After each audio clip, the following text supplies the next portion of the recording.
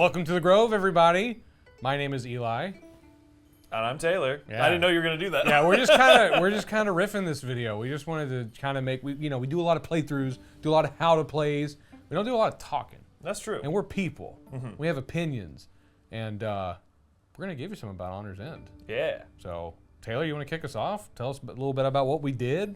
Yeah, we actually ran an unofficial, but I mean, you can see our poster right there. It's a pretty official event for basically a preview event of Honor's End at our local board game cafe. Yeah. It was a lot of fun. I think 20 people. Yeah, it was showed a up. full house. So we took over so many tables there. Yeah, we got sent 5 copies, and we filled the house, and everyone learned to play. It was kind of chaotic at first. We had everything set up, and then we just kind of like went down. Everybody knew how to play it. Like we had one team captain kind of sitting at each table, and then we just went with it. And there were some questions. I think I was kind of running around playing cheerleader, just trying to make sure everyone knew what was going on. And I think people only asked like 3 or 4 questions. Yeah. But like, dude, once it started going, people were like screaming. And someone cried.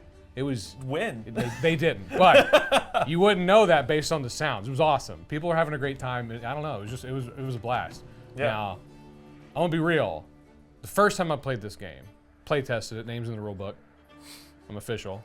I was like, it was all right. It was all right. And then they made some changes. And then I played it a second time.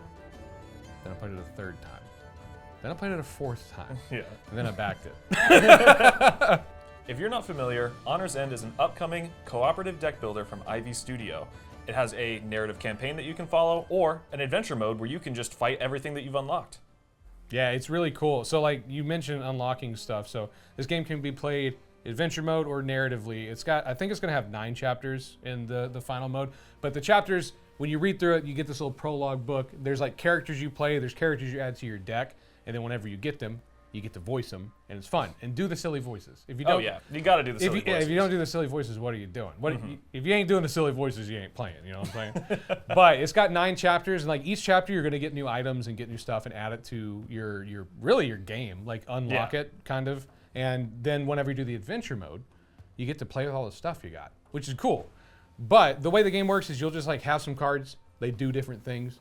You play them. You can chain them together. They're all multi-use. Like that's kind of the claim to fame for this game, is that like any set of cards that you draw, it's not a determinate set of actions. It's not like, well, I have to do this and I have to do this. It's every single card has like 2 or 3 uses to it. So you get like a pretty wide decision space. You got a lot of bonus actions that you can work with. Yeah, it's like really easy to build engines that like combo off of each other and stuff. So it's cool. You're just knights trying to fight off bad dudes. And I'm really interested. Like I think, again, great job, Ivy Studio. But I think part of the reason that like so many people backed it is because the prologue goes so hard. Oh, and yeah.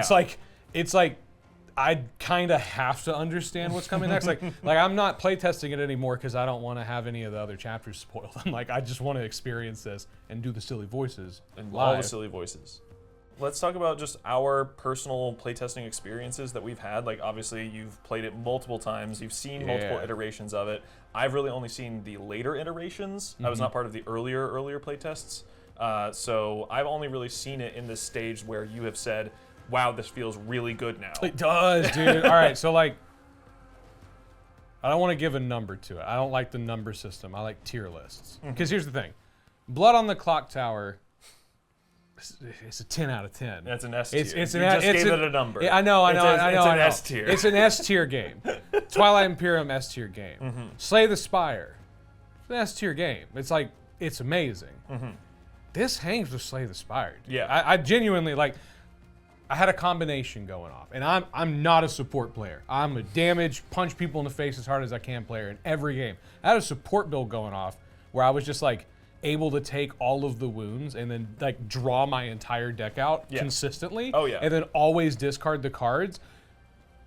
Any deck builder lets me do that. Any deck builder where I'm just like, all right, I'm gonna draw a card, play a card, draw a card, play a card.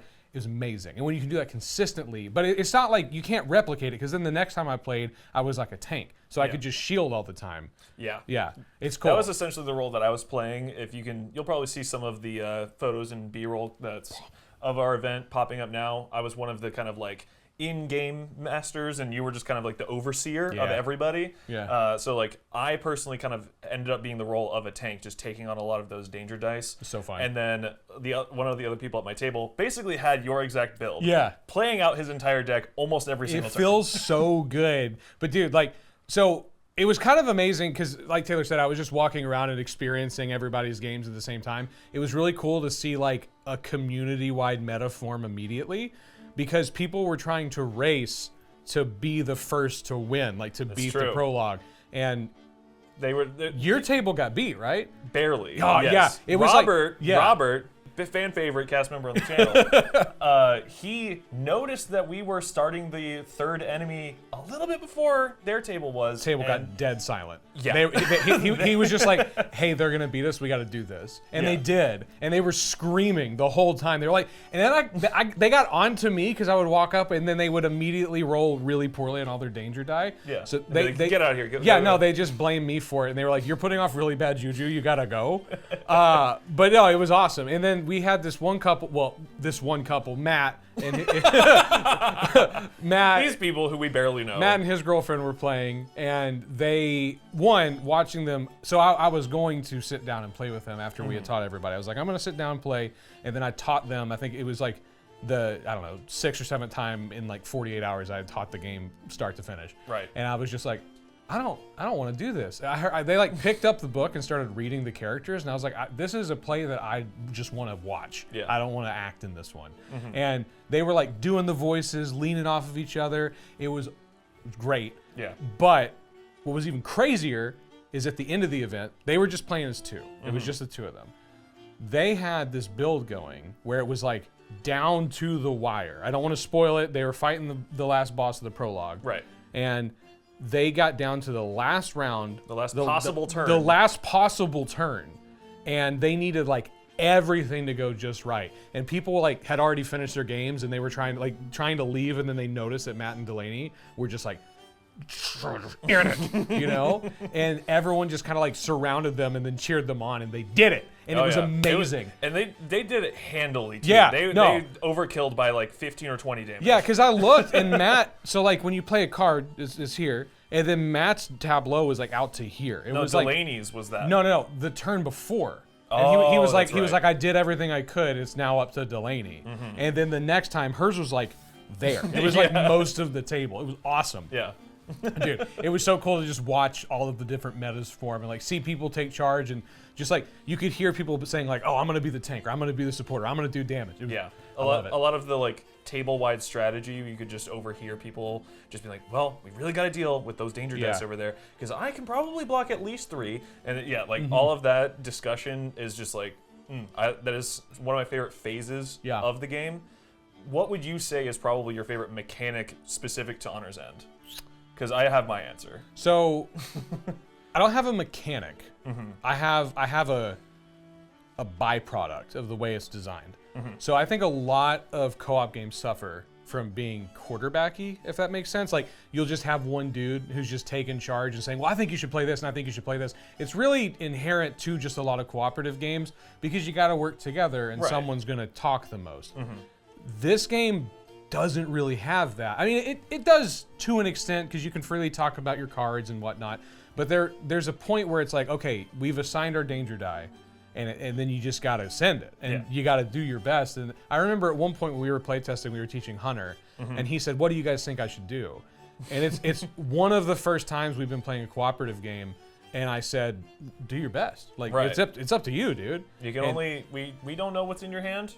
Do what you got to do. Yeah, just send it. And it was I don't know, any situation where we're just able to just work together but also independently is great. Yeah. That's my favorite aspect of this game. Yeah. What's yours? I think the drafting of whenever you get an upgrade or get a new consumable where you just the amount of players plus 1 items go out and you just freely talk about, oh, this is absolutely going to work best for your build. Yeah. Like that sort of like moments of team-wide strategy, I love that. Yeah, that's a really good one because I think not to keep comparing this to Slay the Spire, but it's great. the thing about Slay the Spire is that you're going to be drafting, and there is a little bit of talking where it's like, oh, well, should I take this? What do you guys think I should take? But it's ultimately your call, and it's ultimately just like from your own deck. It's your cards on your side of the table. Exactly. And it's not the wider table ability to draw. Yeah, it's the fact of like, you guys have to sit down and talk about, I think this card works best. And it usually just like, the other thing too is there's not a lot of tension. It's not like, well, I want that one. It's like, oh, that makes sense. It kind of just like all fits in naturally. Yeah. And that's like, we've played it a few times, and every single time the build's different too. Because, you know, like, especially in the Slay the Spire mobile game, like you can kind of just like hit a meta and just keep doing the same thing. We've not really experienced that yet with this one, which is great. I've had like similar builds, but not exactly the same. Yeah. Especially when like having multiple equipment that kind of all works around the same mechanic. Like at our event at Caverns and Forests, I had 3 equipment cards that all dealt with anytime I roll safe on a danger dice, things would happen. So it was just like, one safe happens, I'm dealing damage passively based on that. I'm also able to re-roll any of the dice on my table. Yeah, because I remember watching you be able to re-roll, and then you could turn it into safes. Yeah. It was great. It was cool. But all that to say, it was really fun. Thanks to Ivy Studio for letting us do this. This was cool. Yeah. We're hoping to do more. We're also just like, again, if you guys are in Central Arkansas, we're hoping to do more events, like not just Ivy Studio, but just like wider board game stuff. We want to grow the hobby in Central Arkansas and just like teach people some board games and play with some cardboard, man. Life's hard. I just want to play with toys. Yeah, I mean, I guess let us know, did you guys back this campaign? Do you have any interest in it? If you have played it, what's your favorite mechanic? We gave you ours. Yeah. And then also, if you haven't, do you like cooperative games? Why not? Like, let's get a conversation going, because I'm curious. We've like started designing some games, and they're very bad. But it's important to understand what other people like, because I'm just curious, man. Yeah. Yeah. Well, thank y'all. Yeah. Bye. Yeah. Get all the YouTube stuff. Get out of here. Yeah. Click the buttons. Leave a comment. Let me know if you like my hat. Let me know if you like Taylor's hat. Get out of here. Go get lunch. Go get lunch. You have it. Drink your water. That's very important. Stay hydrated, folks. Hydration check. Get out of here.